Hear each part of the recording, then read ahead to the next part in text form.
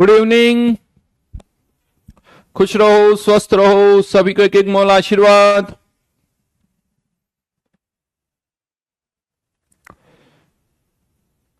क्या होमवर्क था भाई लास्ट क्लास में?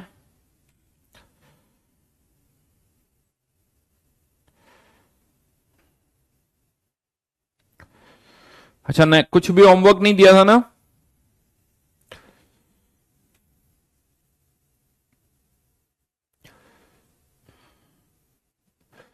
या जेई एडवांस के लिए कुछ कहा था मैंने?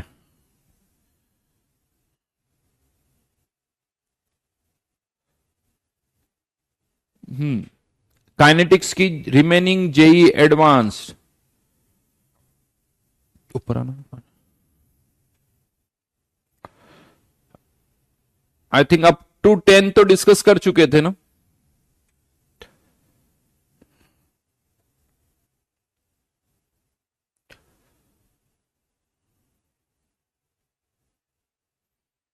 तो काइनेटिक्स की जेई एडवांस कंप्लीट कर लें जल्दी से, फिर आप।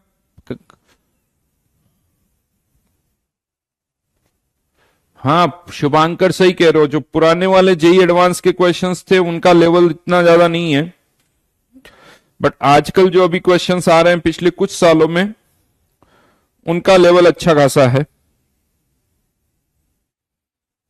इनफैक्ट जैसा मैंने आपको पहले भी बताया, 2016 के बाद 2016 के बाद जो जेई के स्पेशली फिजिकल केमिस्ट्री में जो पेपर्स आने लगे हैं, उनका लेवल बिल्कुल अलग है भाई। वो जो क्वेश्चंस हैं उनका लेवल बहुत अलग है। बीच में उससे पहले कुछ पीरियड टाइम तक इतना अच्छा नहीं था, तो 2016 ऑनवर्ड्स क्वेश्चन काफी अच्छे आने लग गए। चलिए, 10 तक तो हम डिस्कस कर चुके थे, या मेरे हिसाब से उससे ज्यादा कर चुके थे। 18 तक ही तो दिया था।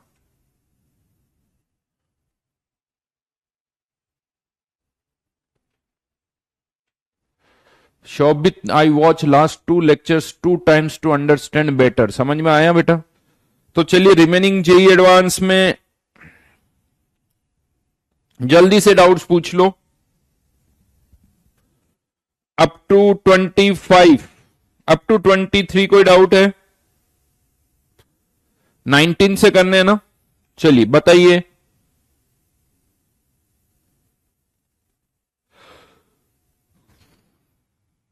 एच बेटा, नाम तो पूरा लिख लो। चलो बताऊंगा 10th भी।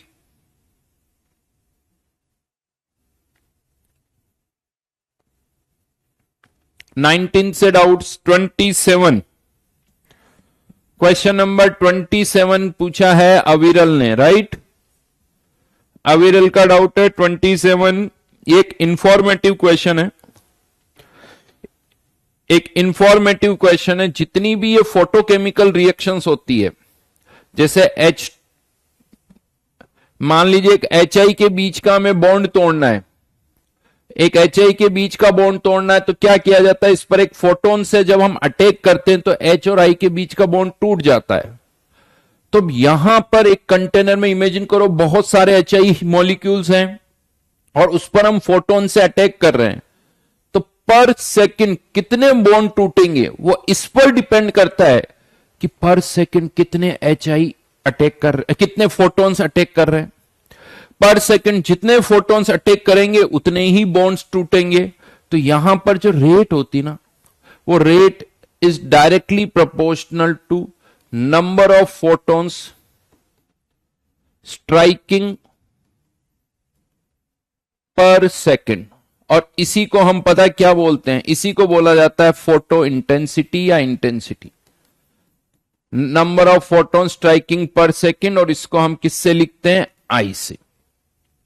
एचआई की कंसंट्रेशन पर डिपेंड नहीं करता है। और अब ये फोटो इंटेंसिटी, ये तो हमारे हाथ में, एक बल्ब है तो उसकी इंटेंसिटी कांस्टेंट है, वो टाइम के साथ चेंज नहीं होगी, तो ये इंटेंसिटी कांस्टेंट है, इसीलिए यहां पर रेट भी कांस्टेंट रहती है। और रेट कांस्टेंट है मतलब ये कौन से ऑर्डर को फॉलो करेगी? Zero order. कौन से ऑर्डर को फॉलो करेगी? ये जीरो ऑर्डर।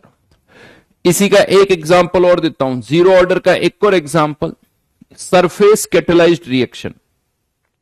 जो सरफेस कैटेलाइज्ड रिएक्शन होती है उसमें क्या होता है, मॉलिक्यूल्स किसी सरफेस पर जाके एडजॉर्ब हो जाते हैं, और एडजॉर्ब होने के बाद जैसे HI के बॉन्ड को तोड़ने का एक तरीका और है, या जैसे बहुत जगह आप ये देखते हो ना N2+3H2, अमोनिया जो बनाई जाती ना, यहां पर मॉलिब्लेडनम एज ए कैटलिस्ट यूज होता है, मॉलिब्लेडनम। तो ये N2 और H2 के मॉलिक्यूल उसकी सरफेस पर अटैच हो जाते हैं, और अटैच होने से क्या होता है, ये एक दूसरे के पास आ जाते हैं और इजीली बॉन्ड बनता है। तो यहां पर भी ये रिएक्शन कैटेलाइज्ड हो जाती है, लेकिन यहां पर सेकंड कितने मॉलिक्यूल्स प्रोडक्ट में कन्वर्ट होंगे, ये इस सॉलिड के सरफेस एरिया के प्रोपोर्शनल होते हैं। सरफेस एरिया जितना ज्यादा होगा, रेट उतनी ही ज्यादा होगी, और सरफेस एरिया है कांस्टेंट, जो भी आपने लिया है तो रेट भी कांस्टेंट। अगेन ये क्या हो जाएगा, जीरो ऑर्डर।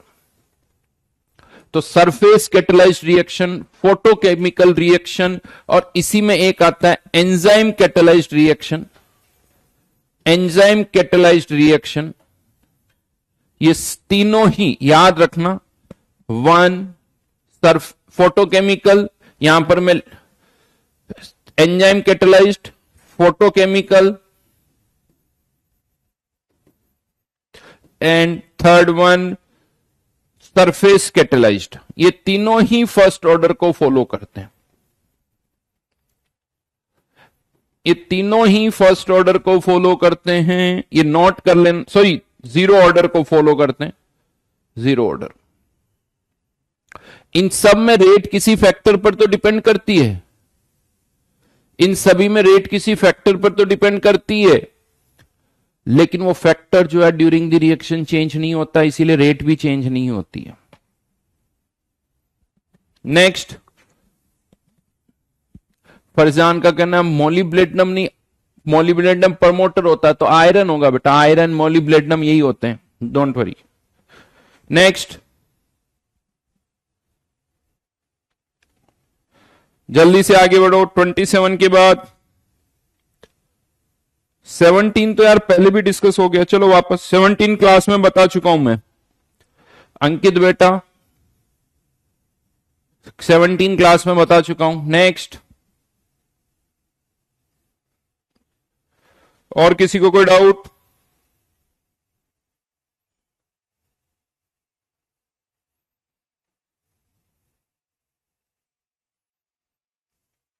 नहीं है।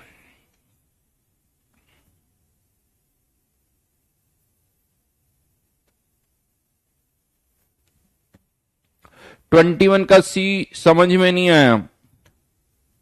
Order of A reaction does not necessarily depends on the stoichiometric coefficient. Yes, order of A reaction जरूरी नहीं स्टोइकियोमेट्रिक कोफिशिएंट के बराबर हो, तो that is true statement.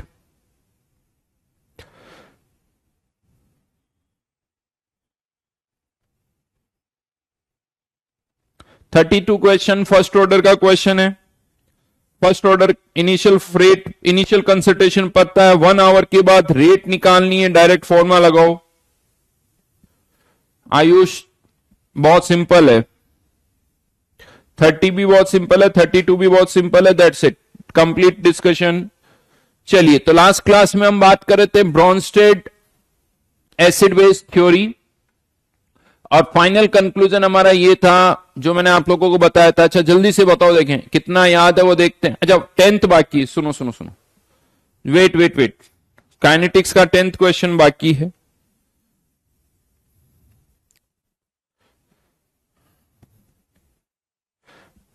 Tenth तो बता दिया था यार, 8th बाकी है मेरे हिसाब से।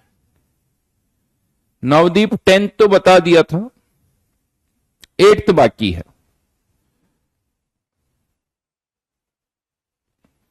नहीं, चेक करो वापस, ये वाला क्वेश्चन तो बता दिया था मैंने लास्ट क्लास में।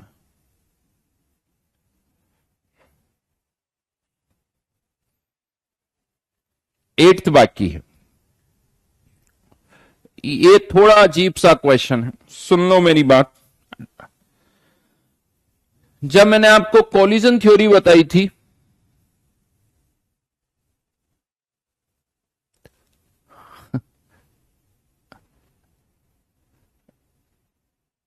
बावादीप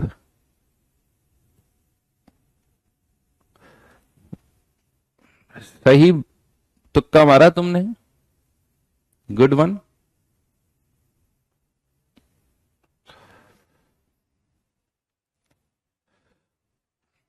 बावादीप को मेरे आईपैड का पासवर्ड पता चल गया।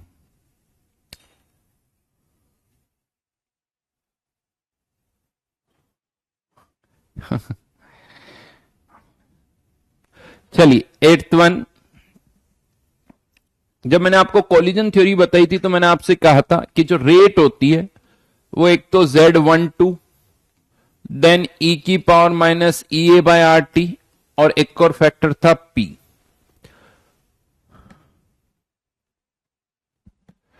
तो यहां पर मैंने आपसे ये कहा था कि एक तो कंडीशन ये है कि मॉलिक्यूल के पास इतनी काइनेटिक एनर्जी होनी चाहिए कि वो एक्टिवेशन बैरियर को क्रॉस कर ले। तो इतने फ्रैक्शन ऑफ मॉलिक्यूल्स के पास इतनी काइनेटिक एनर्जी होती है कि वो एक्टिवेशन बैरियर को क्रॉस कर ले। और फिर एक और फैक्टर हमने डाला था कि प्रॉपर ओरिएंटेशन में कोलिजन होना चाहिए, प्रॉपर ओरिएंटेशन में कोलिजन होना चाहिए। लेकिन मैं आपको बताऊं, शायद अभी भी हम कुछ फैक्टर्स को मिस कर रहे हैं। यूं कह सकते हो कि अभी भी कुछ और भी शायद फैक्टर्स हैं जो हमें नहीं पता। हां, ज्यादातर रिएक्शंस में तो इनसे काम हो जाता है, बट कुछ और ऐसी रिएक्शंस हैं जहां पर हमें लगता है कि इनके अलावा भी कोई और फैक्टर है जो रिएक्शन की रेट को डिसाइड करता है, और वो फैक्टर क्या है वो हमें नहीं पता। सुन लो मेरी बात अच्छी तरह से। यानी ये दो फैक्टर्स तो मोस्टली रिएक्शन की रेट डिसाइड करते ही हैं, लेकिन कुछ रिएक्शंस की रेट जो है किसी और फैक्टर्स पर भी डिपेंड करती है और वो हमें नहीं पता। क्यों ऐसा मैं इसलिए कह रहा हूं कि कुछ रिएक्शंस के केस में हमने रिवर्स कैलकुलेशन की, एक्सपेरिमेंटली रेट फाइंड आउट की, Z1 पुट किया, e की power minus EA by RT put कर दिया और P की वैल्यू को रिवर्स में निकाला। तो देखो ज्यादातर रिएक्शंस में तो P की वैल्यू 1 से कम आई, बट कुछ ऐसी रिएक्शंस भी थी जिसमें P की वैल्यू 1 से ज्यादा आ गई भाई। अब अगर हम P को केवल ओरिएंटेशन के हिसाब से सोचें, तो प्रोबेबिलिटी ऑफ प्रॉपर ओरिएंटेशन ये वैल्यू 1 से कम होनी चाहिए। लेकिन अगर कहीं P 1 से ज्यादा आ रहा है तो यूं कह दो कि ये केवल ओरिएंटेशन वाला फैक्टर नहीं है, इसमें और भी कुछ है, ये केवल ओरिएंटेशन वाला फैक्टर नहीं है। तो क्वेश्चन नंबर जो 8 है उसमें एग्जामिनर ने आपको P की वैल्यू दे रखी है and that P is 4.5। P की वैल्यू कितनी है? 4.5, यानी वो 1 से ज्यादा है। यस, ये क्वेश्चन जब आया ना तो बहुत सारे स्टूडेंट्स को ये प्रॉब्लम आई थी। सीरियसली स्पीकिंग, पहले हम इस तरह से नहीं पढ़ते थे, हम यही बोलते थे P क्या है? प्रोबेबिलिटी ऑफ प्रॉपर ओरिएंटेशन, और P की वैल्यू 1 से कम होगी। लेकिन जिस बार ये क्वेश्चन आया जेई में, बहुतों ने तो ये क्वेश्चन ही छोड़ दिया। क्यों? कि सर P की वैल्यू 1 से ज्यादा कैसे हो सकती? क्वेश्चन गलत है। लेकिन कुछ रिएक्शंस है जिसमें ऐसा होता है। तो ये क्वेश्चन बिल्कुल अलग है, बिल्कुल डिफरेंट है। अब ठीक है, ऑप्शन पर आते हैं। तो देखो कुछ ऑप्शन जो है 4.5 से रिलेटेड है। तो यहां पर आगरा ऑप्शन क्या कह रहा है? Activation energy of the reaction is unaffected by the value of steric factor. तो देखो एक्टिवेशन एनर्जी का इससे कोई कनेक्शन नहीं है। तो activation energy of the reaction जो है वो unaffected by the value of steric factor, true statement है। आगरा ट्रू है।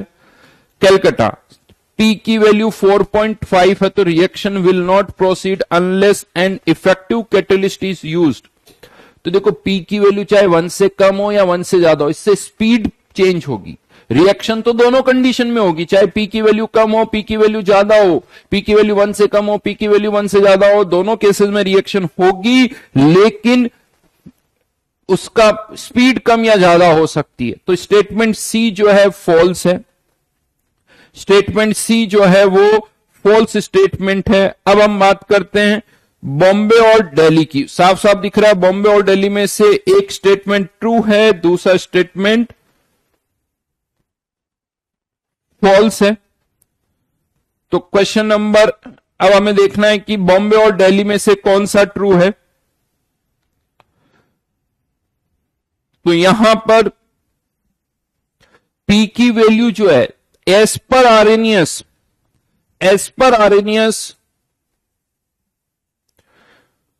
पी की वैल्यू तो 1 से कम होती है, जबकि एक्सपेरिमेंटली पी की वैल्यू 1 से ज्यादा आ रही है। तो जो फ्रीक्वेंसी फैक्टर होता है, क्योंकि फ्रीक्वेंसी फैक्टर में हम इन्हीं को कंबाइन कर देते हैं, e की power minus EA by RT। तो अगर ये p की वैल्यू 1 से ज्यादा है एक्सपेरिमेंटली, तो एक्सपेरिमेंटली डिटरमाइंड फ्रीक्वेंसी फैक्टर की वैल्यू जो होगी वो आरएनएस इक्वेशन से जो आ रही है उससे ज्यादा होगी, आरएनएस इक्वेशन से जो आ रही है उससे ज्यादा होगी। तो Bombay option is correct. Bombay option is correct, यानी आंसर इज आगरा बॉम्बे। तो ये बिल्कुल अलग क्वेश्चन है, ढंग से करना पड़ेगा। चलो, अब मैंने लास्ट क्लास में आपको कुछ वीक एसिड के एग्जांपल्स बताए थे, जल्दी से एक बार यहां पर वीक एसिड के एग्जांपल्स लिख दो फटाफट। कौन कौन से वीक एसिड को आप जानते हो, जल्दी से उनके एग्जांपल्स लिखो। देखते हैं कौन कितने एग्जांपल्स जल्दी जल्दी बताता है। बिल्कुल वंश, 8th क्वेश्चन बहुत कम अच्छा क्वेश्चन है और फर्स्ट टाइम करना बहुत मुश्किल काम है, बिकॉज अगेन ये थ्योरी से थोड़ा अलग है, थ्योरी से अलग है। तो वीक एसिड के एग्जांपल, विनय ने आंसर लिख दिया, विरल ने लिख दिया, ओमकार और HCN सृष्टि ने भी लिखा है, आदित्य, दिव्यांश, सत्यम गलत आंसर लिखा है, विनय सही लिखा है, अनन्या गलत। वीक एसिड के एग्जाम्पल्स पूछे हैं, डाइप्रोटिक नहीं, मोनोप्रोटिक। Very good. केनी ने 3 एग्जाम्पल एक साथ लिखे हैं, भार्गव ने भी 3 एग्जाम्पल एक साथ लिखे हैं, बहुत बढ़िया। पॉलीप्रोटिक के नहीं चाहिए, पॉलीप्रोटिक नहीं चाहिए। हाँ, यूं कह दो मुझे केटाइन से मतलब है, बिल्कुल बढ़िया जी, बिल्कुल बढ़िया। तो NH4 प्लस एक वीक एसिड है, C6H5NH3 प्लस या C5H5NH प्लस, ये सब वीक एसिड के एग्जांपल्स है।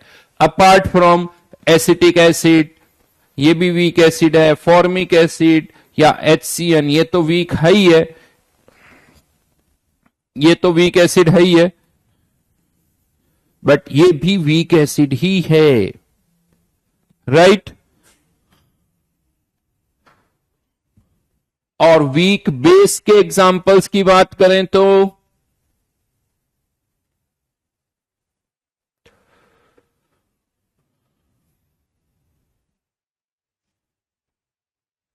आदित्य कोई बात नहीं, केटाइन H प्लस नहीं देगा तो OH आयन ले लेगा, बात वही है।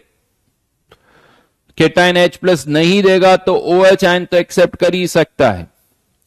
Very good. एसिटेट आयन,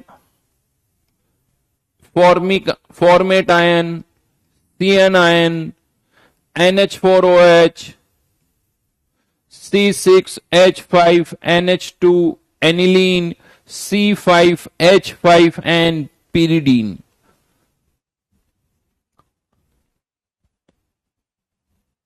कोई बात नहीं अनन्या, देखो मैं सीरियसली बता रहा हूं, इन्हीं की आदत डालो, इनको बोलने लग जाओ कि सर ये सब बेस है, ये सब एसिड है, बहुत सारी प्रॉब्लम तो यहीं से सॉल्व हो जाएगी, बहुत सारी प्रॉब्लम यहीं से सॉल्व हो जाएगी, राइट। नमन ने पूछा H3PO2 मोनो बेसिक क्यों है? बेटा वही हाइड्रोजन निकलती जो ऑक्सीजन से अटैच्ड है, इसका स्ट्रक्चर बनाओगे सब समझ में आएगा। अब यहां पर मैं एक चीज और बता दूं आपको, एसिटिक एसिड, एसिटिक एसिड के लिए क्या डिफाइन होता है? के। तो एसिटेट आयन के लिए क्या डिफाइन होगा? KB। और ये भी आपको पता है कि K और KB का प्रोडक्ट किसके बराबर होगा? KW। अब मुझे ये बताओ पहले तो कि अगर मैं आपको एसिटिक एसिड की K की रिएक्शन के लिए कहता हूं कि इसके K की रिएक्शन लिखो, तो क्या लिख सकते हो? ये acetic acid H plus ion देगा, किसको देगा? वाटर को, और H3O प्लस बनेगा, H3O प्लस बनेगा। और एसिटेट आयन के KB की रिएक्शन लिखनी है, तो एसिटेट आयन किसको H प्लस, किससे H प्लस आयन लेगा? वाटर से H प्लस आयन लेगा। इन इसके के की और इसके के बी की ये रिएक्शन लिखना आना चाहिए। ये बहुत छोटी छोटी चीजें हैं, इसमें अगर कॉन्फिडेंस आ गया ना तो आगे वाले क्वेश्चंस बहुत आसानी से हो जाएंगे, उनको करना ज्यादा आसान होगा। होता है क्या, छोटी छोटी चीजों में फ्लो ही नहीं आता है, उसी में अटक जाते हैं तो आगे के क्वेश्चन नहीं कर पाते। इसका के ई, इसका के बी, यानी HCN एसिड है तो CN आयन बेस है, इसका के बी, अगेन प्रोडक्ट किसके बराबर, KW। उसी तरह से C6H5NH2 ये बेस है, इसका क्या डिफाइन होगा, KB, तो C6H5NH3 प्लस इसका क्या डिफाइन होगा, K, इनका प्रोडक्ट भी KW, इसका प्रोडक्ट भी KW। अब आपको मैं बताऊं क्वेश्चन में कैसे घुमाया जाएगा, घुमाया कैसे जाएगा, पानी में डाला एसिटिक एसिड है बट डेटा किसका दे रखा है, इसके केबी का, तो पहले इसके केबी से आपको इसका के निकालना पड़ेगा।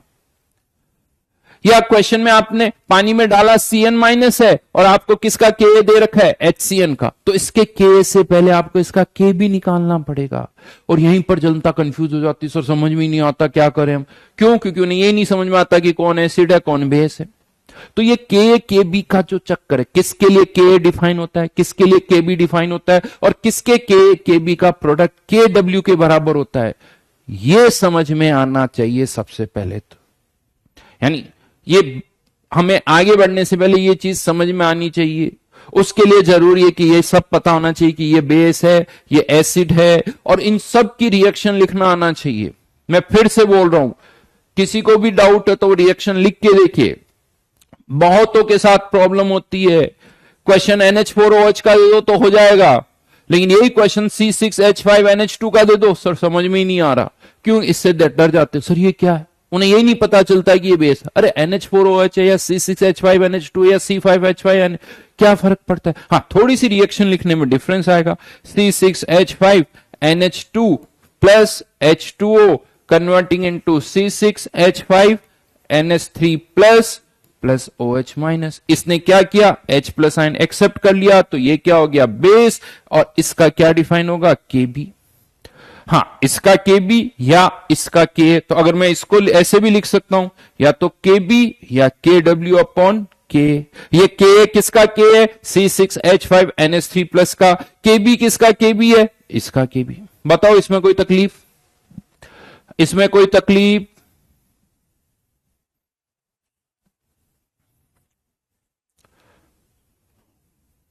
वरुण बेटा ड्रॉपर बेच में भी आयनिक पढ़ेंगे तो आप अच्छा ड्रॉपर बेच में ही करो।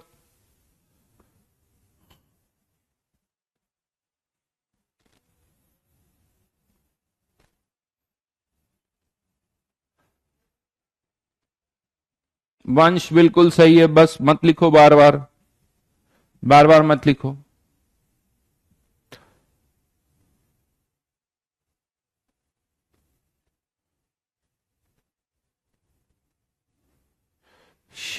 शीतल का कहना, सर आई थिंक मेरे कोचिंग वाले सर भी आप ही के नोट्स रिवाइज करके हमें पढ़ा देते हैं, सेम यही लाइंस भी बोलते हैं और वो आपसे पढ़ भी चुके हैं सर। चलो अच्छी बात है।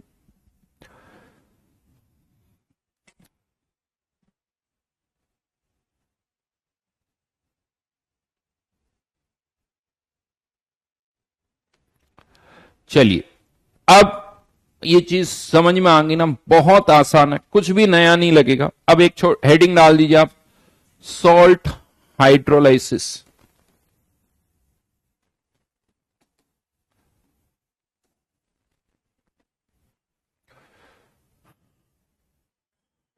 सॉल्ट हाइड्रोलाइसिस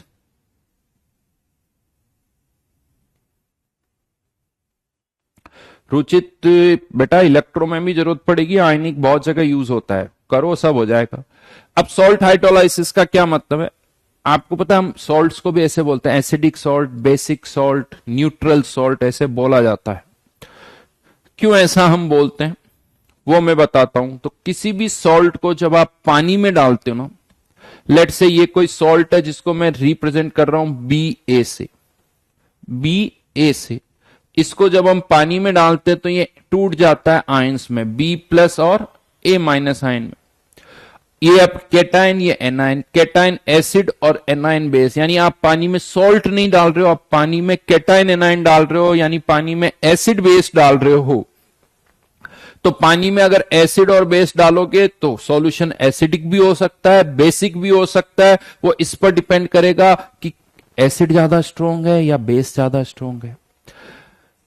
पहले मैं रिएक्शन यहां पर लिखूं तो यहां पर B प्लस की वाटर के साथ रिएक्शन होगी, क्या बनाएगा, BOH प्लस H प्लस, ये केटाइन जो कि क्या दे रहा है, H प्लस आयन, यानी ये क्या हो गया, एसिड। एनाइन भी वाटर के साथ रिएक्ट कर सकता है और ये क्या देगा, Ha प्लस OH माइनस, ये एनाइन क्या दे रहा है, OH आयन, तो इसीलिए एनाइन क्या हो गया, बेस। अब अगर इससे H प्लस आयन ज्यादा आएंगे तो सॉल्यूशन एसिडिक हो जाएगा, इससे OH आयन ज्यादा आएंगे तो सॉल्यूशन बेसिक हो जाएगा। तो ये इस पर डिपेंड करेगा कि किससे कौन सी रिएक्शन ज्यादा हो रही है, उसके अकॉर्डिंग सॉल्यूशन एसिडिक भी हो सकता है, बेसिक भी हो सकता है और समटाइम्स न्यूट्रल भी हो सकता है। तो इसी को बोला जाता है सॉल्ट हाइड्रोलाइसिस। क्यों सॉल्ट हाइड्रोलाइसिस वर्ड यूज करें, क्योंकि सॉल्ट डालने पर उसकी किसके साथ रिएक्शन हो रही है, वाटर के साथ, इसीलिए इसको नाम दे दिया गया सॉल्ट हाइड्रोलाइसिस। एक दो लाइंस यहां पर लिख सकते हो आप, लिखो यहां पर,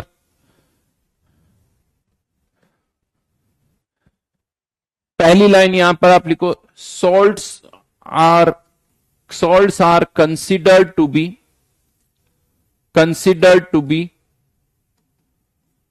strong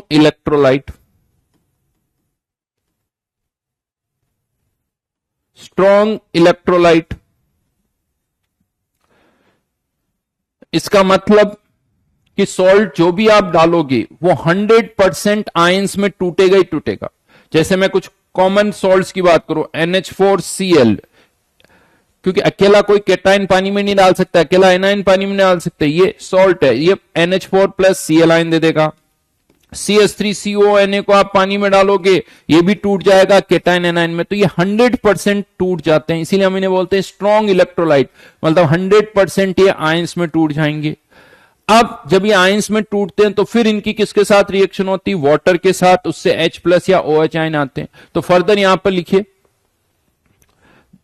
these ions react with water to produce H plus or OH ion or OH ion. Hence solution becomes acidic or basic.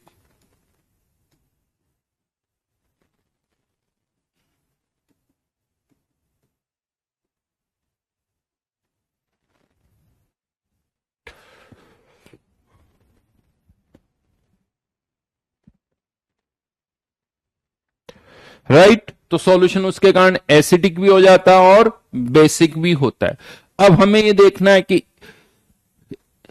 इन दोनों में से कौन सी रिएक्शन हो रही है। यहां 4 केसेस हम बनाएंगे। वो 4 केसेस क्या होंगे, एक केस ऐसा होगा जिसमें केटाइन और एनाइन दोनों में से कोई भी रिएक्ट नहीं कर रहा, एक केस होगा ऐसा होगा जिसमें केटाइन रिएक्ट कर रहा है, एक केस ऐसा होगा जिसमें एनाइन रिएक्ट कर रहा है।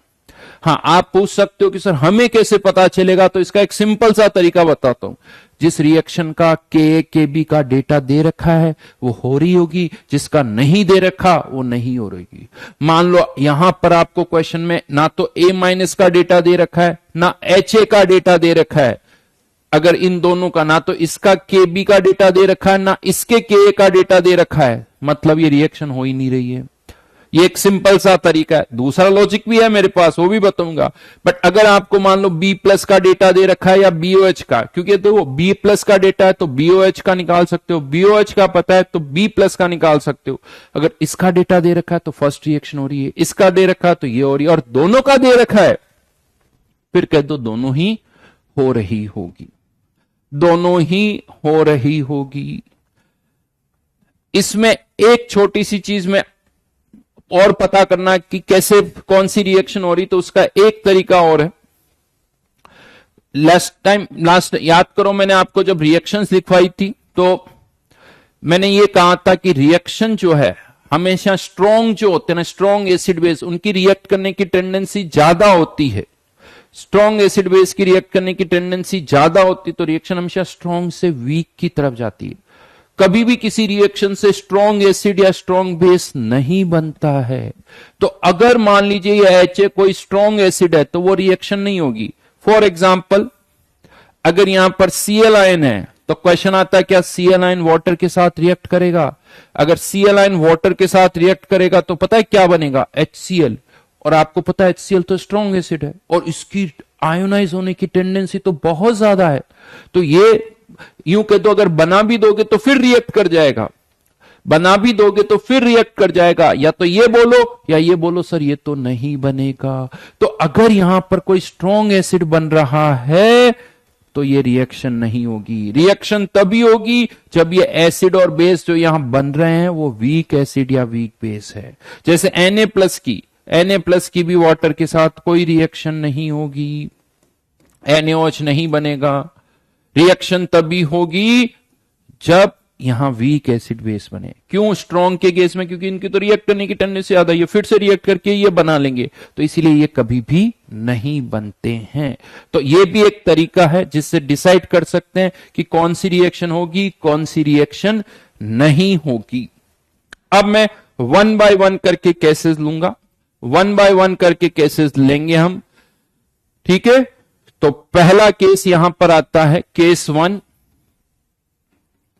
salt formed by strong acid plus strong base। यानी ऐसे सॉल्ट्स को हम पानी में डाल रहे हैं जो कि स्ट्रॉन्ग एसिड स्ट्रॉन्ग बेस से मिलके बना हुआ है। तो क्योंकि कोई भी जो सॉल्ट होता ना वो एसिड और बेस की रिएक्शन से ही बनता है, एसिड बेस की रिएक्शन से ही बनता है। तो अब एसिड बेस स्ट्रॉन्ग बेस से सोचो कौन कौन सा सॉल्ट बनेगा। मैंने आपको स्ट्रॉन्ग एसिड के एग्जांपल्स लिखवाए हैं, स्ट्रॉन्ग बेस के लिखवाए हुए हैं। तो जल्दी से बताओ स्ट्रॉन्ग ऐसा सॉल्ट जो कि स्ट्रॉन्ग एसिड स्ट्रॉन्ग बेस से मिलके बना है उसके एग्जांपल्स जल्दी से बताओ। एक एग्जांपल मैं लिख देता हूं NaCl जो कि किससे मिलके बना है? NaOH प्लस HCl से मिलके बना है। ऐसे 2-3 एग्जांपल्स और बता दो।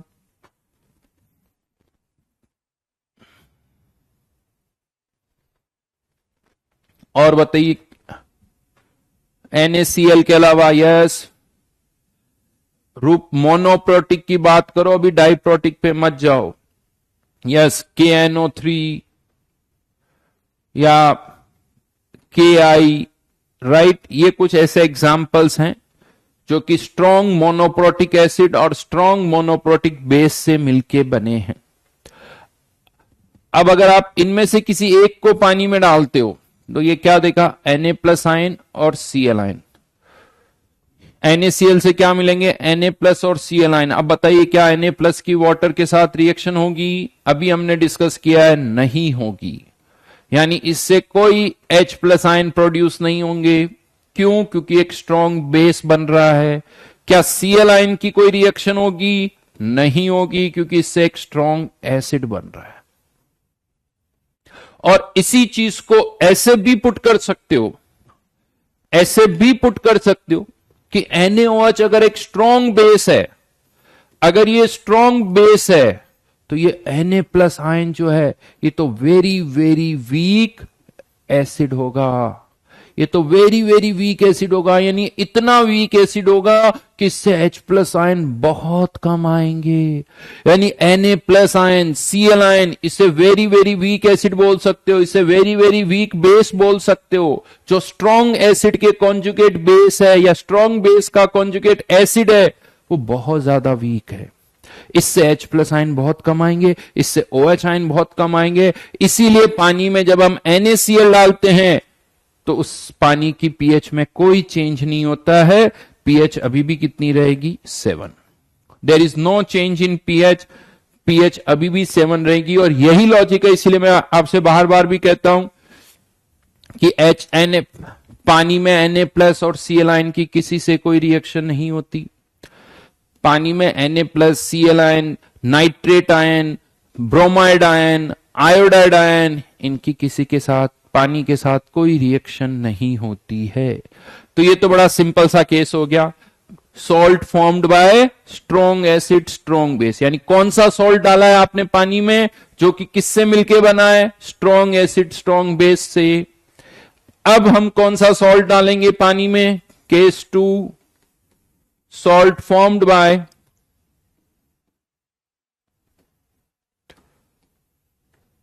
Strong acid plus weak base. जल्दी से इसके पहले तो एग्जांपल्स बता दूं, जल्दी से इसके एग्जांपल्स बता दो, इस कैटेगरी में कौन कौन से एग्जांपल्स आएंगे।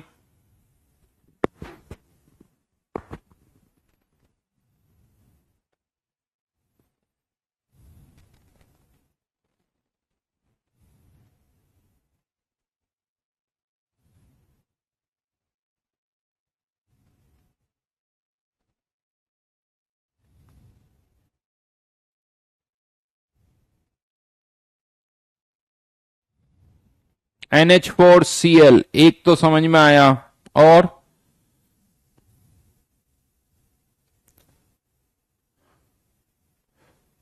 एक ही लिख रहे हो बेटा सब, और भी लिखो। ये एसिटिक एसिड कैसे हो गया, salt formed by strong acid weak base. ये C6H5Cl कैसे हो गया, वही एसिड बेस के एग्जांपल्स यूज करो जो मैंने लिखवाए हैं, वही एसिड बेस के एग्जांपल्स यूज करो जो मैंने लिखवाए हैं, नए कुछ भी मत लिखो। अनु H3PO4 तो एसिड है यार,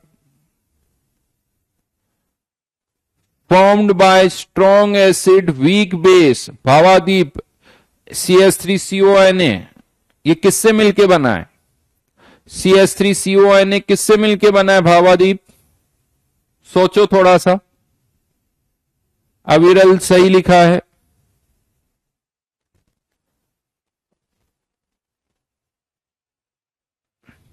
अरे आनंद अभी जो मैं कह रहा हूं उस पर फोकस करो, सी पर सॉल्ट निकालते हैं, मुद्दे की बात से तो मतलब नहीं है, फालतू की बातें कर रहे हो।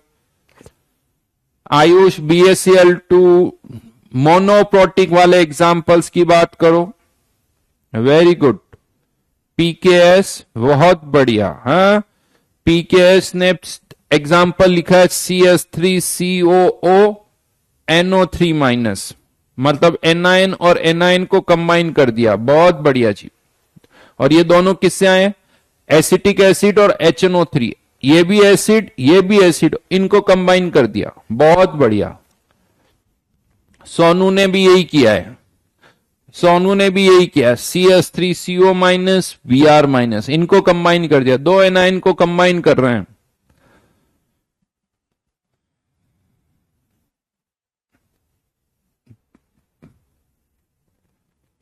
और भी है, अभी यही नहीं समझ में आ रहा बहुतों को कि एसिड क्या है बेस क्या है। स्ट्रॉन्ग एसिड और वीक बेस, पहले तो एग्जाम्पल सोचो। स्ट्रॉन्ग एसिड के एग्जाम्पल्स HCl HNO3, ये कुछ सोच सकते हो, अभी एक ही ले लो HCl ही। वीक बेस के एग्जाम्पल NH4OH, C6H5NH2 या C5H5N।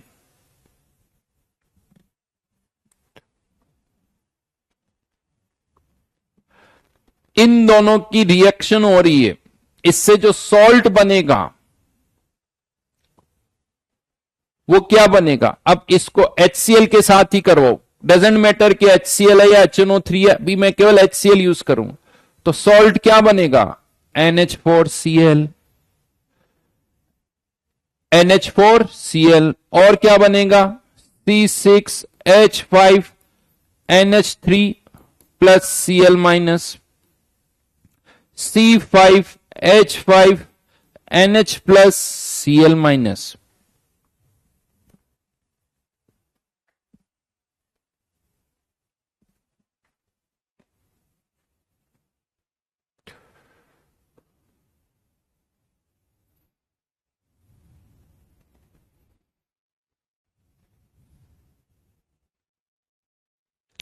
कौन मना कर रहा था? बट एक ही एग्जाम्पल थोड़ी लिखना था। NH4Cl तो लिख ही दिया था आप लोगों ने, सबने ही लिखा था।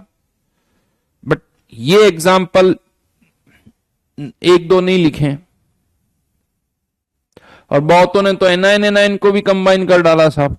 ये एग्जाम्पल लिखे, इसको और इसको दोनों को।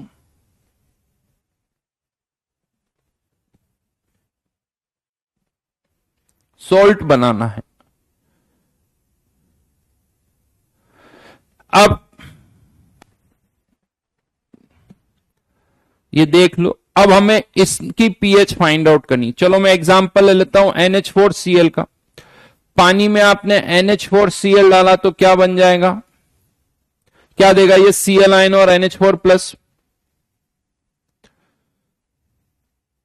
Cl आयन की तो कोई रिएक्शन नहीं होगी, उसे तो भूल जाओ। तो रिएक्शन किसकी होगी? NH4 प्लस की। ये क्या देगा आपको? या तो आप इसको NH4OH लिख सकते हो या NH3 प्लस H3O प्लस, या तो ऐसे लिख दो, या NH4OH plus H plus ion भी लिख सकते हो, एक ही बात है। वो H प्लस आयन मिल रहे हैं, H3O प्लस मतलब H plus ion. C minus x x x, alpha की टर्म में भी एक्सप्रेशन लिख सकते हो, एक्स की टर्म में भी लिख सकते हो। हाँ, मेनली क्वेश्चन आता है इस रिएक्शन का इक्विलिब्रियम कांस्टेंट क्या होगा? इस रिएक्शन का इक्विलिब्रियम कांस्टेंट क्या होगा? बेटा डजंट मैटर, अब तुम NH4Cl लिखो या NH4Br लिखो या NH4I लिखो, क्योंकि ना तो ब्रोमाइड आयन रिएक्ट कर रहा है, ना आयोडाइड आयन रिएक्ट कर रहा है, ना नाइट्रेट आयन रिएक्ट कर रहा है, इसीलिए उससे कोई फर्क नहीं पड़ रहा। अब बताइए इस रिएक्शन का इक्विलिब्रियम कांस्टेंट क्या होगा? तो एक तो हमें, या तो ये क्या है NH4 प्लस क्या है? एसिड, तो इसका क्या गिवन होगा? Ka। इसका क्या गिवन होगा? Ka। अगर इसका Ka दे रखा है, क्योंकि इस रिएक्शन का इक्विलिब्रियम कांस्टेंट भी Ka है, तब तो सॉल्व कर दो जैसे एसिड के लिए करते हैं, जैसे एसिटिक एसिड के लिए करते हैं। लेकिन अगर इसका Ka नहीं दे रखा है तो आपको अमोनिया का Kb जरूर दे रखा होगा, अमोनिया का Kb जरूर दे रखा होगा।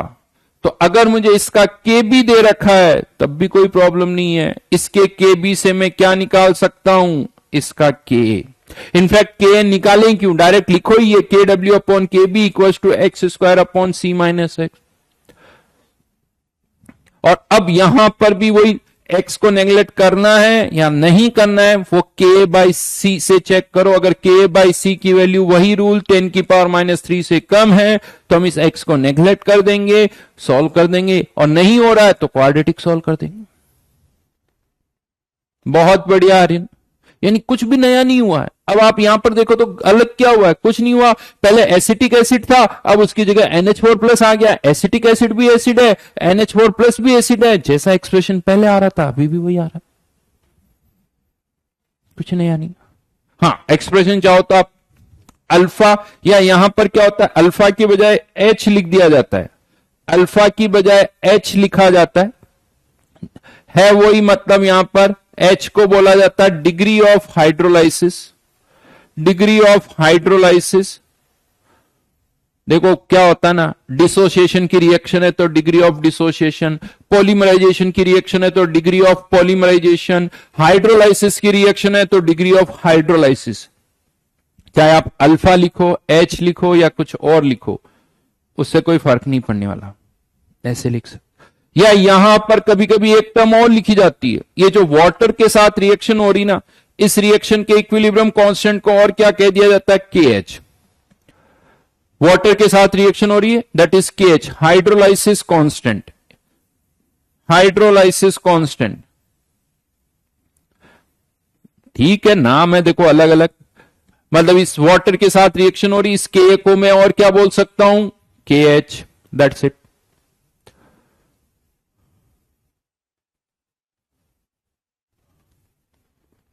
समझ में आ गई बात? अब चाहे NH4Cl डालो या C6H5NH3 प्लस डालो, सबकी रिएक्शन ऐसे ही लिखोगे। एक काम करना, 5-6 लाइंस छोड़ो, इन दोनों में से किसी एक के लिए यही एक्सप्रेशन आपको वापस लिखना है। जितना पेन चलाओगे उतनी आदत पड़ेगी। 5-6 लाइंस छोड़ दो, इन दोनों में से किसी एक के लिए ऐसे ही लिखना। क्या मैं लिख रहा हूं वो अच्छी तरह से दिखना चाहिए। Cl आयन की कोई रिएक्शन नहीं हो रही है, रिएक्शन किसकी हो रही है ये आपको देखना है। और ये सब क्या कहलाते हैं, इन सबको आप क्या बोलते हो, सॉल्ट। और एक और चीज बता दूं आपको, आप पता है इनको कौन से सॉल्ट बोलते हो, एसिडिक सॉल्ट। कोई भी सॉल्ट जो कि स्ट्रॉन्ग एसिड वीक बेस से मिलके बना है, स्ट्रॉन्ग एसिड वीक बेस से मिलके बना है, उसे हम क्या बोलते हैं, एसिडिक सॉल्ट। अगर दोनों ही स्ट्रॉन्ग है तो न्यूट्रल सॉल्ट। एसिड स्ट्रॉन्ग है तो एसिडिक सॉल्ट, बेस स्ट्रॉन्ग है तो बेसिक सॉल्ट। अब एसिडिक सॉल्ट क्यों बोल रहे हैं, क्योंकि एक तरह से जब आप इसे पानी में डाल रहे हो, ये क्या दे रहा है, एनाइन और केटाइन। ये एनाइन तो बहुत वीक बेस है, HCl स्ट्रॉन्ग एसिड, तो Cl आयन बहुत वीक। यानी एक तरह से आप पानी में क्या डाल रहे हो, NH4+। Cl आयन से कोई मतलब नहीं है, और ये क्या है, एसिड। यानी एसिडिक सॉल्ट आप पानी में डाल रहे हो, मतलब आप ये बोलो पानी में आप एसिड डाल रहे हो। यानी यहां पर मैं एक और सेंटेंस आपको बोल रहा हूं जो यूज करना आपको, एसिडिक सॉल्ट को आप एसिड भी बोल सकते हो, बेसिक सॉल्ट को बेस भी बोल सकते हो। पानी में एसिडिक सॉल्ट डाल रहे हो मतलब पानी में एसिड डाल रहे हो, पानी में बेसिक सॉल्ट डाल रहे हो मतलब पानी में बेस डाल रहे हो। जरूरत पड़ने पर हम उसे सॉल्ट बोलेंगे, जरूरत पड़ने पर हम उसे एसिड भी बोलेंगे। यानी एसिडिक सॉल्ट मतलब एसिड, बेसिक सॉल्ट मतलब बेस। राइट? ये टर्मिनोलॉजी देखो, जितनी लैंग्वेज हम इसके अकॉर्डिंग यूज करेंगे समझ में उतना ही अच्छी तरह से आएगा। प्रैक्टिस करनी होगी, मेहनत करनी होगी मेरे साथ। आज वैसे सुबह वाली क्लास में भी मैंने बताया था, अभी भी मैं बताता हूं। अभी शाहरुख खान का कुछ इंटरव्यू देख रहा था, उसमें शाहरुख खान से पूछा गया था, पता है कि सक्सेसफुल होने का क्या सीक्रेट है, क्या क्वालिटीज होनी चाहिए। तो शाहरुख खान ने पता क्या बोला, अगर आपको सक्सेसफुल होना ना, तो आपको लाइफ में ना टेंशन लेनी पड़ेगी। आप सोचो कि आप रिलैक्स रह के आराम से रहो, चिल करो, कूल रहो, मजे करो और आप सक्सेसफुल हो जाओ। तो शाहरुख खान ने कहा नहीं हो सकता ही। अगर if you want to be successful, आपको एफर्ट्स लगानी पड़ेगी, मेहनत करनी पड़ेगी, टेंशन लेनी पड़ेगी। हाँ, अब एक लाइन उसने नहीं बोली, शायद वो मैं अपनी तरह से थोड़ी सी ऐड कर सकता हूं, थोड़ी सी, बहुत ज्यादा तो जो वो कह रहा वही सही है, बट थोड़ी सी कर सकता हूं। 365 डेज एक जैसे नहीं होते हैं। 365 डेज में से कुछ दिन आप रिलैक्स हो सकते हो, आराम कर सकते हो, मजे कर सकते हो। बाकी के 300 दिन, 310 दिन, कम से कम 300 दिन, कम से कम तो वो आपको टेंशन, मेहनत, हार्ड वर्क उसी में निकालने पड़ेंगे, तब जाके वो थोड़े बहुत दिन आप रिलैक्स कर सकते हो। और राइट नाउ आपके केस में तो अभी वो नहीं रहा ना। आपके केस में तो अभी तो देखो, अब 12th के एग्जाम आ जाएंगे, फिर जेई आ जाएगा, तो अभी आपका टाइम में तो थ्रू आउट एफर्ट्स लगाओ। और सीरियसली अभी आपके लिए 2-5 दिन भी रिलैक्स वाले नहीं है।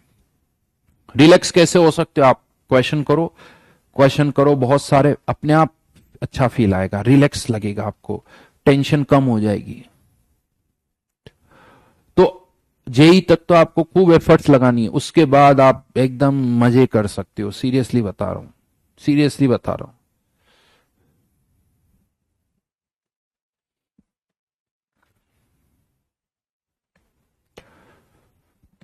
रिएक्शन वीक से वीक की तरफ जा सकती इशू, बट वो कितनी फॉरवर्ड जाएगी वो देखना पड़ेगा, वो कितनी फॉरवर्ड जाएगी वो देखना पड़ेगा।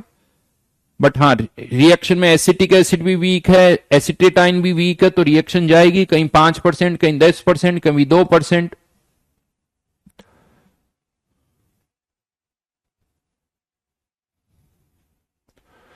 हाँ, एसिडिक सॉल्ट मतलब वीक एसिड ही होगा विरल। अगर मैं पानी में एसिडिक सॉल्ट डाल रहा हूं, दैट मीन्स मैं पानी में कोई वीक एसिड ही डाल रहा हूं। एसिडिक सॉल्ट स्ट्रॉन्ग एसिड की तरह नहीं बिहेव करते, एसिडिक सॉल्ट वीक एसिड की तरह ही होंगे। बिल्कुल बिल्कुल। चलिए, नेक्स्ट, ये टर्मिनोलॉजी में फिर से कह रहा हूं, जो मैं बोल रहा हूं अच्छी तरह से याद रखना। अब सही सही एग्जांपल्स लिखना इस बार। Salt formed by weak acid plus strong base. Strong base में केवल NaOH के बारे में सोचो, NaOH KOH वो एक ही बात है। तो स्ट्रॉन्ग बेस राइट नाउ ऐसे सोचो NaOH। तो अब इसके जल्दी से एग्जांपल्स लिखो, वीक एसिड स्ट्रॉन्ग बेस के एग्जांपल्स। स्ट्रॉन्ग बेस में NaOH हो गया,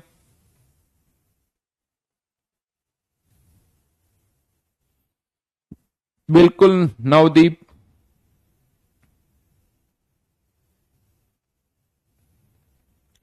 शोभित इज सेइंग कि सर मैं तो ड्रीम उबर कंपनी क्रैक करके ही मजे करूंगा। वाह, बहुत बढ़िया। मयंक बिल्कुल सही है। रुद्रेश, प्रवीण, अब सही से एग्जांपल्स आ रहे हैं। सुप्रियो, ये क्या लिखा, CH3OH, मिथेनॉल कहां से हो गया। सॉल्ट का एग्जांपल, सॉल्ट मतलब उसमें केटाइन एनाइन दोनों होना चाहिए। आर्यन बिल्कुल सही, सॉल्ट मतलब केटाइन एनाइन दोनों होने चाहिए। NH4OH केवल बेस है आंचल। तो यहां पर एग्जांपल CH3COONA, HCOONA या NaCN, ये कुछ एग्जांपल्स है। चाहो तो सोडियम को हटा के पोटेशियम लिख सकते हो।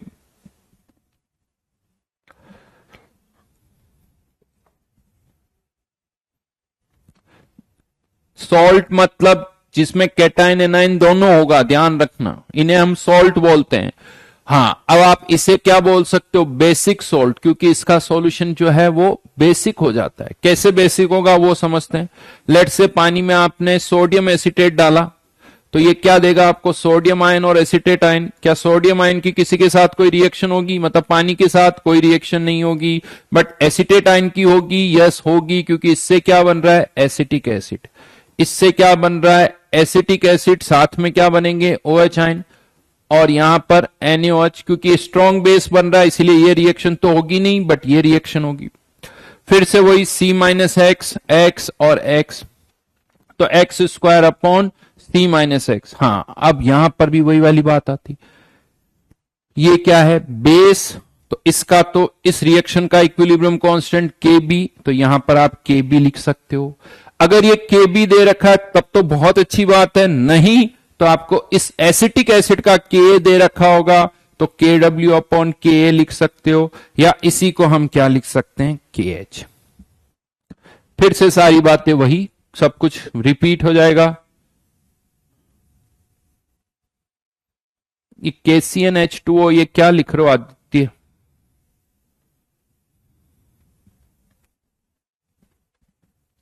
तो salt formed by strong weak acid strong base. चलिए इस पर एक क्वेश्चन करते हैं।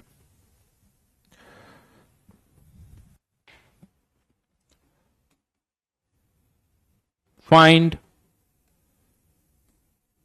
pH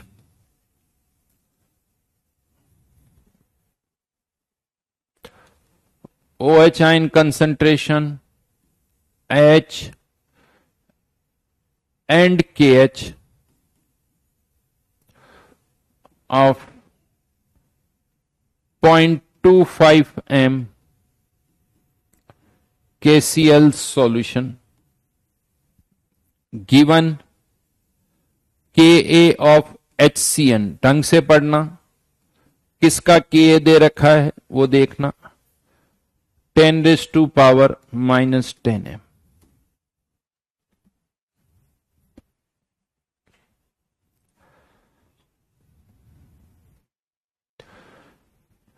विशाल बता चुका हूं, अच्छी तरह से सुनो। अब पूछ रहे हो H क्या है, जो बता चुका तब क्या कर रहे थे बेटा, हम्म।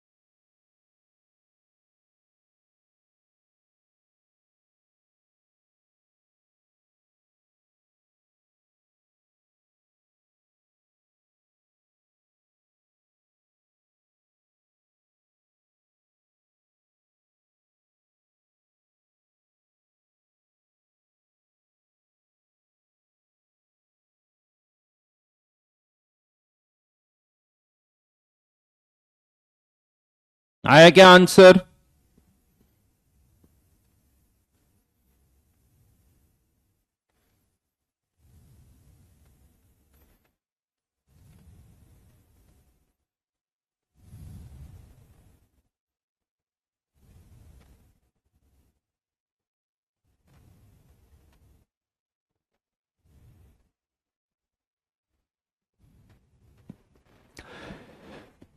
log 2 की वैल्यू 0.3 यूज करो। log 2 की वैल्यू 0.3। निखिल का आंसर आ गया, अविरल का भी आ गया। ओमकार कुछ गड़बड़ लग रही है। सोचो ये एसिडिक सॉल्ट है या बेसिक सॉल्ट है? अगर बेसिक सॉल्ट है तो पीएच 7 से ज्यादा होगी, एसिडिक सॉल्ट है तो पीएच 7 से कम होगी। KCN एसिडिक सॉल्ट है या बेसिक सॉल्ट है, वो अब आपको सोचना है। आर्यन सही है।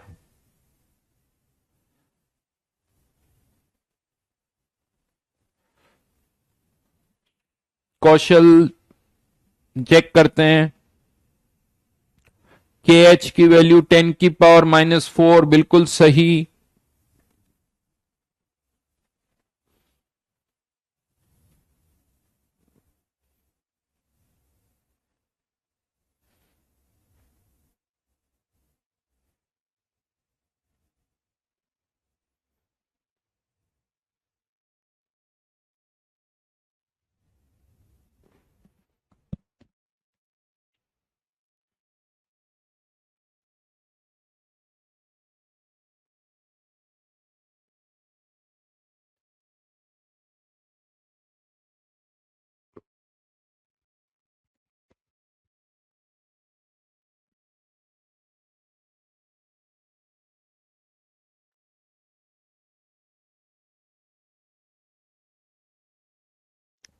तो बिल्कुल सही आंसर इज 11.7। और ओ एच आयन कंसेंट्रेशन 2 × 10⁻⁻³ कैसे आएगा? सबसे पहले तो रिएक्शन किसकी लिखेंगे? Cn- की। K प्लस की कोई रिएक्शन नहीं होगी, HCN plus OH-। Basic salt base Cn- base है 0.25 माइनस एक्स एक्स और ये x, तो x² / 0.25 minus x equals to क्या आ जाएगा यहां पर? अब इसका k दे रखा है, हमें इसका k नहीं चाहिए, हमें CnI का kb चाहिए। तो इस kb की वैल्यू क्या हो जाएगी? KW/KA, KW/KA समझ में आ रहा है? और इसी KB को आप चाहो तो और क्या कह सकते हो? KH। तो ये वैल्यू होगी 10⁻⁻⁴। आई थिंक इस x को नेग्लेक्ट किया जा सकता है, कोई प्रॉब्लम नहीं है। x को नेग्लेक्ट कर दिया तो यहां से x इक्वल्स टू आ जाएगा 5 × 10⁻⁻3। सही लिखा क्या? हाँ। तो OH ion concentration, OH ion concentration 3 - log 5, sorry OH ion concentration इसी को लिख देता हूं, ये X जो है वो OH आयन कंसंट्रेशन है। तो अब या तो चाहो तो POH निकाल लो, POH 3 - log 5 which is 2.3। 2.3 POH अगर 2.3 है तो pH कितनी हो जाएगी? 14 - 2.3 which is 11.7। OH ion concentration ये आंसर, pH का आंसर 11.7, KH का आंसर यहीं से दिख रहा है 10⁻⁻⁴, 10⁻⁻⁴। और कौन सा आंसर निकालना है? अल्फा, यानी अल्फा। तो अल्फा का आंसर क्या हो जाएगा? जो OH आयन कंसंट्रेशन है, OH आयन कंसंट्रेशन बेसिकली क्या है? देखो C अल्फा लिखो या CH लिखो, एक ही बात है। तो यहां पर OH आयन कंसंट्रेशन कितनी है? 5 × 10⁻⁻3, कंसंट्रेशन 1/4 इंटू H, यानी 2 × 10⁻⁻2 इक्वल्स टू H।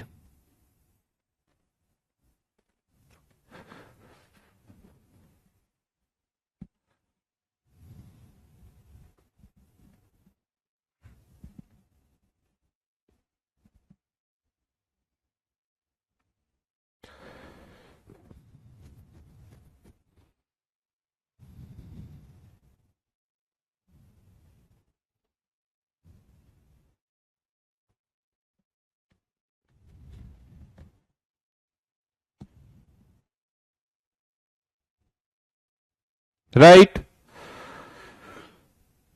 देखो बहुत कुछ अलग से नहीं हुआ है, थोड़ा सा चेंज करना पड़ता है। मैं फिर से बोल रहा हूं, कुछ टर्मिनोलॉजी बदली है, कुछ टर्मिनोलॉजी बदली, जैसे के एच आ जाता है, एच आ जाता है।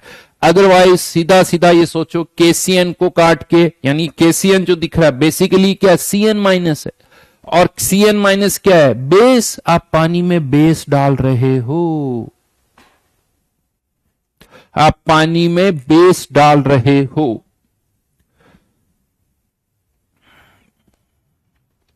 What is see here with H, क्या बोलो। रूपाक्षी, सी मतलब कंसंट्रेशन, सी अल्फा, पहली बार सी अल्फा बहुत जगह आया है ना, तो बस अल्फा को एच लिखा है। थोड़ा सा कॉमन सेंस यूज करो यार। सी तो कंसंट्रेशन ही है, वैल्यू भी लिख रही की कंसंट्रेशन की 0.25, 1/4, तो C is always concentration here. क्यों नहीं कर सकते Sonu, C H square by 1 - h, उससे भी कर लो।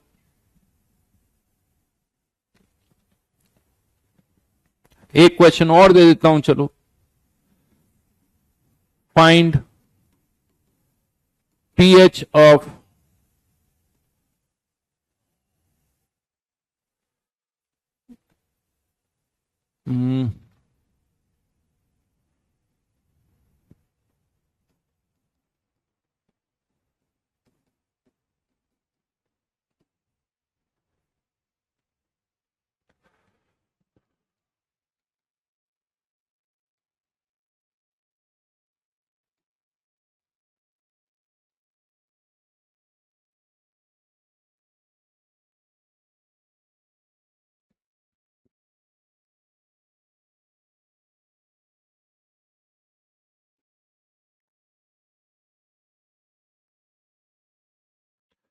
वही है, सी अल्फा केमिकल इक्विलिब्रियम में भी आता है।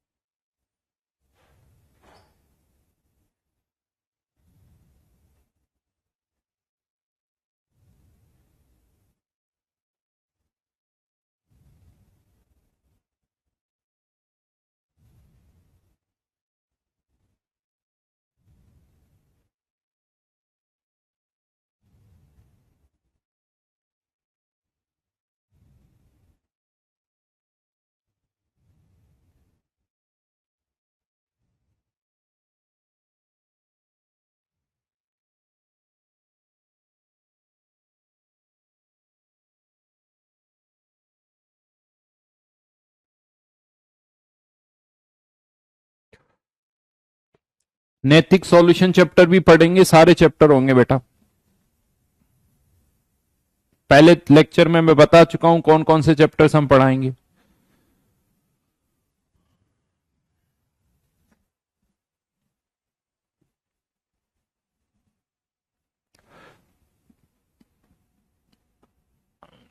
पीएच का एक आंसर 3 दिख रहा है, 9 दिख रहा है, 4 दिख रहा है। कुछ का आंसर 3 है, कुछ का आंसर 4 है, कुछ का आंसर 9 है।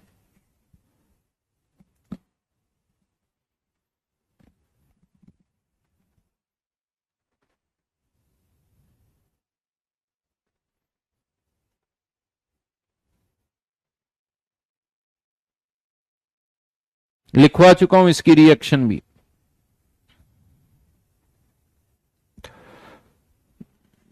किसी का आंसर 10 भी आ रहा है। पहली चीज समझ लो, ये एसिडिक सॉल्ट ये किससे मिलके बना है, ये किससे मिलके बना है वो सोच लो। अगर ये एसिडिक सॉल्ट है तो पीएच 7 से कम होगी, और ये एसिडिक सॉल्ट ही है, वीक बेस स्ट्रॉन्ग एसिड से मिलके बना है। पानी में डालोगे तो Cl आयन की तो कोई रिएक्शन नहीं होगी, but C6H5NH3 plus H2O, C6H5NH2 plus H3O plus 10⁻² minus x और x यानी x² अपॉन 10⁻² माइनस x, और ये इस बार भी वापस हुई 10⁻⁻14 अपॉन, क्योंकि इसका के बी दे रखा है 10⁻⁻8, 10⁻⁻8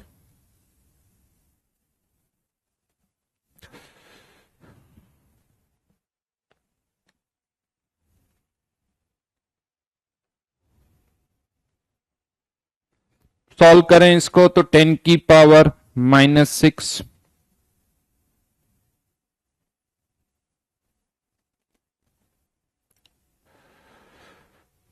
इसको कैंसिल कर दो तो x equals to 10⁻x², 10⁻⁻8, x क्या है यहां पर H plus ion concentration, pH equals to,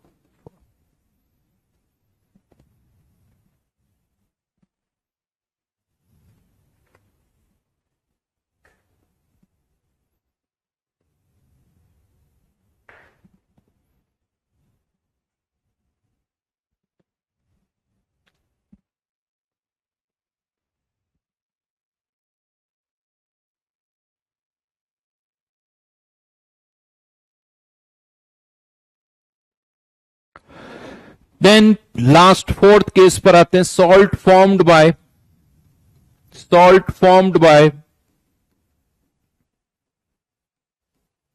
week acid plus weak base. Examples लिखें कर इसके, अगर मैं इसके एग्जाम्पल्स लिखूं तो यहां पर ही आ जाएगा CH3COONH4 या NH4CN। ये दो एग्जाम्पल से लिख रहा हूं भी, यहां पर किससे मिलके बने वो आप सोच सकते हो। तो अगर ये कोई सॉल्ट आप पानी में डाल रहे हो, लेट से आपने पानी में क्या डाला NH4CN, तो ये क्या देगा आपको NH4 प्लस और CN आयन। अब यहां पर NH4 प्लस की भी वाटर के साथ रिएक्शन होगी और इससे क्या बनेगा NH4OH plus H plus ion, और CN आयन की भी वाटर के साथ रिएक्शन होगी और इससे क्या बनेगा HCN plus OH minus. Since यहां से भी वीक एसिड बन रहा है, यहां से वीक बेस बन रहा है, तो इस केस में केटाइन भी रिएक्ट कर रहा है, एनाइन भी रिएक्ट कर रहा है। अभी तक क्या हो रहा था, या तो केटाइन रिएक्ट कर रहा था या एनाइन रिएक्ट कर रहा था। यहां पर केटाइन और एनाइन दोनों रिएक्ट कर रहे हैं और एक से H प्लस आयन दूसरे से OH आयन प्रोड्यूस हो रहे हैं, और हमें पता है कि पानी में H प्लस आयन और OH आयन की कंसंट्रेशन का प्रोडक्ट 10⁻⁻14 से ज्यादा नहीं हो सकता। तो यहां से जब ये दोनों बनते हैं तो इनका प्रोडक्ट 10⁻⁻14 से ज्यादा हो जाता है, इसीलिए यहां पर ये H प्लस और OH आयन जो बन रहे हैं वो भी रिएक्ट करके क्या बनाएंगे, वाटर बनाएंगे, वो भी रिएक्ट करके वाटर बनाएंगे। तो अब यहां पर एक साथ कितनी रिएक्शंस हो रही है, तीन रिएक्शन हो रही है, यानी जो अभी तक एक रिएक्शन हो रही थी सडनली कितनी हो गई, तीन रिएक्शन हो गई।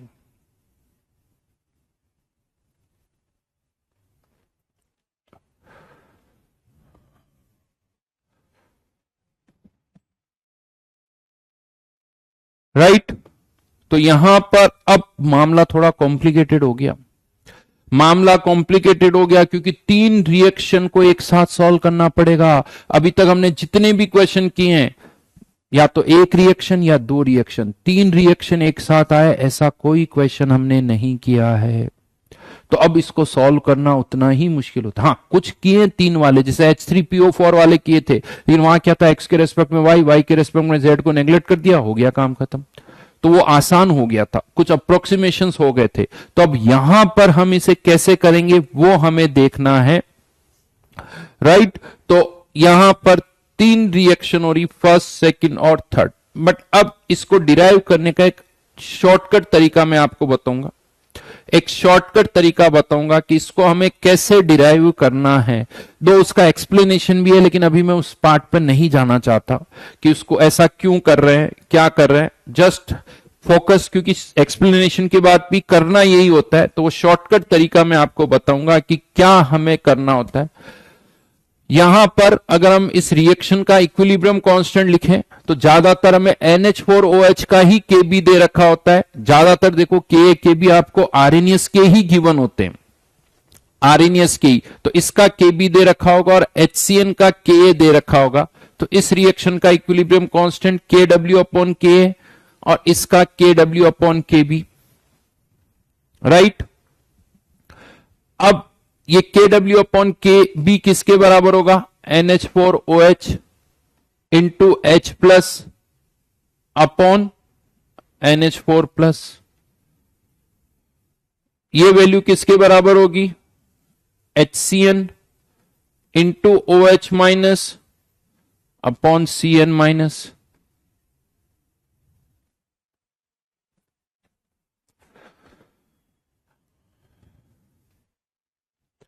अब क्या अप्रोक्सीमेशन करना है वो मैं बता रहा हूं। तो देखो पानी में आपने इनिशियली क्या डाला? NH4 प्लस और CN माइनस। देख, और इस रिएक्शन का इक्विलिब्रियम कांस्टेंट क्या है? Kw upon Kb। Generally Kb की वैल्यू 10 की पावर -4 -5 -6। तो इस रिएक्शन का इक्विलिब्रियम कांस्टेंट 1 से बहुत कम है, इसका भी इक्विलिब्रियम कांस्टेंट 1 से बहुत कम है, यानी ये दोनों रिएक्शन फॉरवर्ड में बहुत कम आएगी। मतलब NH4 प्लस की अमाउंट जो NH4OH में कन्वर्ट होगी वो भी बहुत कम होगी, CN माइनस की अमाउंट जो HCN में कन्वर्ट होगी वो भी बहुत कम होगी। तो अगर सॉल्ट जिसकी कंसंट्रेशन आपने डाली है C, लेट से इसकी कंसंट्रेशन कितनी है? C, तो इसके भी इनिशियल कंसंट्रेशन C ही होगी, इसकी भी C ही होगी। हां, इसमें से कुछ रिएक्ट करेगा, मान लो X, इसमें से भी कुछ रिएक्ट करेगा, लेकिन हम मान रहे हैं कि इसकी अमाउंट जो रिएक्ट करेगी, NH4 प्लस की जो अमाउंट रिएक्ट करेगी वो बहुत कम है, CN माइनस की अमाउंट जो रिएक्ट करेगी वो भी बहुत कम है। तो यहां पर अभी भी हम NH4 प्लस और CN आयन की कंसंट्रेशन को बराबर मान सकते हैं। तो यहां पर आप इन दोनों को नेग्लेक्ट कर सकते हो, यानी रेशियो जब हम लेंगे तो इन दोनों को कैंसिल आउट कर सकते हो। NH4 प्लस की कंसंट्रेशन को किसके बराबर ले सकते हो? CN आयन के बराबर ले सकते हो। ये तो ऑब्वियस सी चीज है, इसमें कुछ नया नहीं बताया मैंने, ये तो आसान है, ये खुद आप भी कर सकते थे। हाँ, अब अप्रोक्सीमेशन क्या करना है? अब जो मैं अप्रोक्सीमेशन बता रहा हूं, देखो वो इतना वैलिड तो नहीं है, लेकिन अगर वो अप्रोक्सीमेशन हमने नहीं किया तो इस क्वेश्चन को हम सॉल्व भी नहीं कर पाएंगे। ये जो अप्रोक्सीमेशन में बता रहा हूं उससे थोड़ी एरर ज्यादा होगी। ये जो किया ना, इससे कोई एरर नहीं हो रही, बट अब मैं जो थोड़ा अप्रोक्सीमेशन बता रहा हूं उससे एरर ज्यादा होगी। हो सकता है 4% 5% ऐसे भी हो जाए, लेकिन हमारे पास कोई दूसरा ऑप्शन नहीं है। तो यहां पर अब नेक्स्ट अप्रोक्सीमेशन हम क्या करने वाले हैं? कभी भी अगर इस तरह की सिचुएशन आए जब एक रिएक्शन से H प्लस आयन दूसरी रिएक्शन से OH आयन प्रोड्यूस हो रहे हैं और इन दोनों रिएक्शन के इक्विलिब्रियम कांस्टेंट 1 से बहुत कम है, 1 से बहुत कम है, तो आप इन दोनों की कंसंट्रेशन को बराबर मान लो। इन दोनों की कंसंट्रेशन को बराबर मान लो। किसकी? जो H प्लस के साथ प्रोड्यूस हो रहा है और जो OH आयन के साथ प्रोड्यूस हो रहा है, इन दोनों की कंसंट्रेशन को बराबर मान लीजिए। ये यूज कर सकते हो, करना ही पड़ेगा हमें, और इसके कारण एरर आएगी लेकिन इतनी भी नहीं आएगी। ऐसा नहीं कि इससे बहुत ज्यादा एरर आ जाएगी, ऐसा कुछ नहीं है। इन दोनों को भी आप बराबर ले सकते हो, यानी रेशियो लेते वक्त आप इन दोनों को भी कैंसिल कर सकते हो। और अगर हमने ऐसा किया तो यहां पर ये क्या हो जाएगा? Ka, इसका रेशियो ले रहा हूं, Ka upon Kb, H plus upon OH minus, और H plus upon OH minus को क्या लिख दूंगा? Kw upon H plus ion. तो ये इसका क्या हो गया? स्क्वायर। तो H plus ion concentration equals to Kw Ka upon Kb का स्क्वायर रूट, और यहां पर अगर नेगेटिव लॉग ले लिया जाए तो half of Pkw plus Pka minus Pkb। ये एक फॉर्मूला आ गया। और इंटरेस्टिंग बात क्या है, इस फॉर्मूले में कंसंट्रेशन की कोई टर्म ही नहीं है। Ka, Kb, Kw, मतलब अगर ये सॉल्ट की कंसंट्रेशन चाहे 0.1 mO, 0.2 mO, 0.3, 0.4 कुछ भी हो, H प्लस आयन pH की वैल्यू में चेंज नहीं होगा। मतलब salt of weak acid weak base की जो pH है, इसके सॉल्यूशन की जो pH है वो कंसंट्रेशन पर डिपेंड नहीं करती है, वो कंसंट्रेशन के इंडिपेंडेंट है। शायद आप लोगों के कमेंट मुझे दिख नहीं रहे।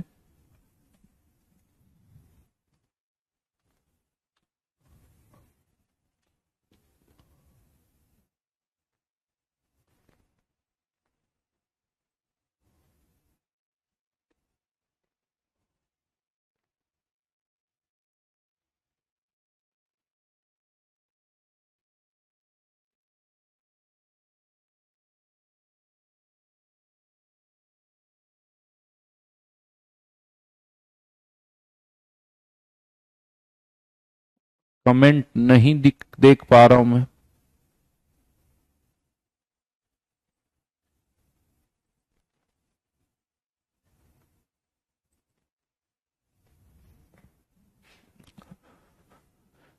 हाँ जी, कुछ बात समझ में आई मेरी?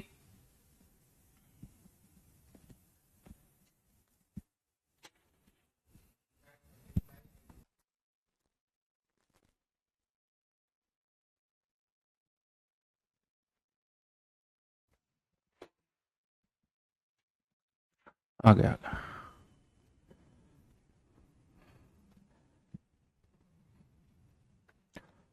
हाँ जी, रुको रुको, समझ में आया?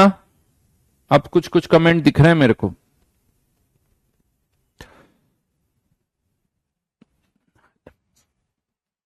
और ये वैलिड अप्रोक्सीमेशन है, हमें ये करना पड़ेगा।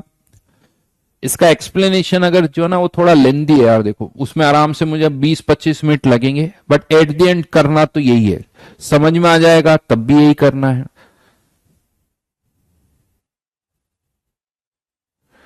राइट? तो कब ये करना है वो अच्छी तरह से ध्यान रखना। इन दोनों की कंसंट्रेशन को हम बराबर ले लेंगे। एक रिएक्शन से जब H प्लस आयन, दूसरी रिएक्शन से जब OH आयन प्रोड्यूस हो रहा हो, जब भी ऐसी सिचुएशन आए, क्योंकि आगे दो जगह में ऐसा और करेंगे, आगे दो जगह में ऐसा और करेंगे, तो एक जगह से अगर एक रिएक्शन से H प्लस आयन, दूसरी जगह से OH आयन प्रोड्यूस, दूसरी रिएक्शन से OH आयन प्रोड्यूस हो रहे हैं, तो इनके साथ में जो सब्सटेंस प्रोड्यूस हो रहे हैं उनकी कंसंट्रेशन को बराबर ले लो, राइट? उनकी कंसंट्रेशन को बराबर ले लो, पीएच निकाल सकते हो। यही फॉर्मूला एनसीईआरटी के तो नॉर्मली बुक्स में जो डिराइव किया जाता है ना, उसका तरीका थोड़ा अलग होता है। आंसर यही आता है बट उसका तरीका थोड़ा सा अलग होता है, और उस तरीके में एक दो टर्म्स और डिफाइन होती जो इस वाले मेथड में आई नहीं है। तो क्वेश्चन अगर H प्लस या पीएच पर आता है तब तो आपका काम हो गया, बट कभी कभी कुछ और टर्म्स पूछ ली जाती जो इस मेथड में डिफाइन नहीं हुई है, तो हमें उस वाले मेथड का भी थोड़ा आइडिया होना चाहिए। अब वो जो तरीका है ना वो इतना अच्छा नहीं है, उसमें बहुत सारी ऐसे स्टेप्स हम लेते हैं जो नॉर्मली मैं मना करता हूं कि यार ये मत करो, बट उसमें उसी से वो डिराइव हो रहा है। अब आप कह सकते हो सिर्फ फिर कैसे डिराइव हो रहा है, तो कभी कभी क्या होता है एक गलती के बाद दूसरी गलती कर लो तो वो सही हो जाती, नहीं कैंसिल आउट कर देती। तो शायद वहां पर भी ऐसा ही कुछ हो रहा है कि वहां थोड़ा अजीबोगरीब तरीके से कर रहे हैं, बट किस्मत है आंसर आ रहा है। तुक्के लग जाते हैं ना यार कभी कभी, और ठीक है आंसर तो आ ही जाता है। बोर्ड में कोई आपको डेरिवेशन नहीं पूछेगा बेटा, बोर्ड में कोई डेरिवेशन नहीं पूछने वाला इसका, तो वो आप भूल जाओ कि बोर्ड में कहीं पर इसे करके क्वेश्चन आते हैं, बोर्ड में नहीं आते हैं। और वैसे भी 11th में, 12th में है भी नहीं, 11th में है तो उससे कोई टेंशन भी नहीं है। तो वो चलिए मैं नेक्स्ट टाइम बता दूंगा, वो थोड़ा सा दूसरा तरीका है। तो आज के लिए यहीं तक। मेनली इसमें तो देखो डायरेक्ट फॉर्मूला याद रखना है, इसमें डायरेक्ट फॉर्मूला याद रखना है। 4 केसेस मैंने लिए हैं जिसमें अगर salt strong acid strong base से मिलकर बना है तो कुछ करना ही नहीं है। बीच वाले 2 केसेस इंपॉर्टेंट है, केस 2 केस 3 वो इंपॉर्टेंट है, उस पर फोकस करो क्योंकि इसमें आंसर में ज्यादा चेंज नहीं आता है। तो चलिए आयनिक की शीट में से मैं आपको होमवर्क दे रहा हूं, आयनिक इक्विलिब्रियम की शीट में से होमवर्क दे रहा हूं।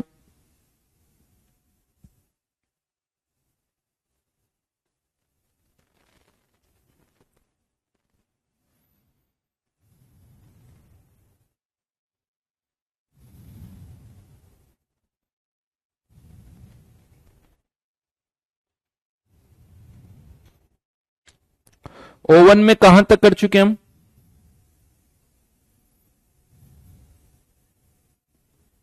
ट्वेंटी वन तक कर चुके हैं ना ओवन में।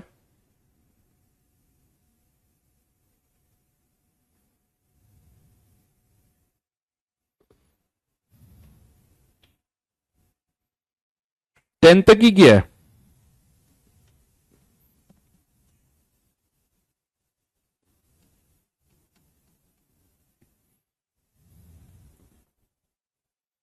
कोई 10 लिख रहा है, कोई 21 लिख रहा है। O1 में कहां तक हो चुके हैं? अच्छा, O1 में 21 तक अनिष्का ने लिखा है, 21 तक, और S1 में 23 तक। कुछ मिक्स्ड आ रहा है यार।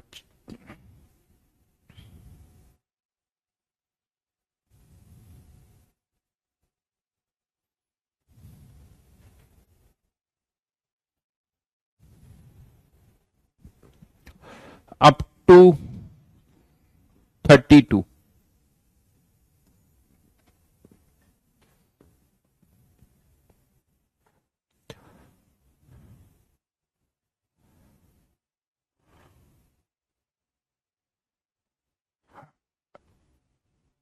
तो फिर चलो यही है, 10 तक मानता हूं मैं।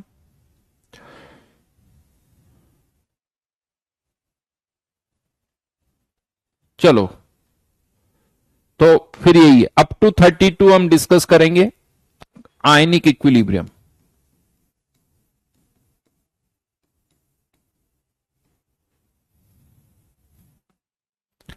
केमिकल काइनेटिक्स की शीट का S2, अभी रुको बेटा, पहले ये करते हैं, ठीक है।